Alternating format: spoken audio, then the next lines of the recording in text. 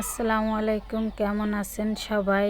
আশা করি ভালোই আছেন। ভালো নাই আমাদের নোয়াখালী, ফেনী, কুমিল্লা, খাগড়াছড়ি এইসব জায়গার মানুষগুলো ভালো নাই।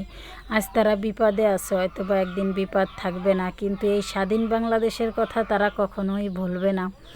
সো আমরা যার যতটুক সামর্থ্য আছে আমরা তাদের পাশে দাঁড়ানোর চেষ্টা করি। আসলে আমার যার খুব ইচ্ছা, কিন্তু আমার ওরকমভাবে অ্যাবিলিটি নাই তাদের পাশে দাঁড়ানোর মতো।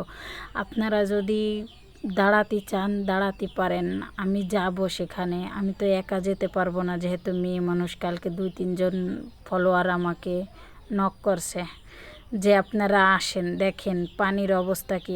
আরও তো নিচে জায়গা বাড়ি আছে, এটা হলো কিন্তু উঁচু জায়গার বাড়ি। যদি এরকম অবস্থা হয় তাহলে নিচে জায়গা কী রকম অবস্থা আছে। অনেক পানিবন্দী মানুষ আছে, আপনারা অনেক ভিডিও হয়তো বা দেখছেন। যদি কেউ পাশে দাঁড়াতে চান যোগাযোগ করবেন, আমি যাব ইনশাআল্লাহ।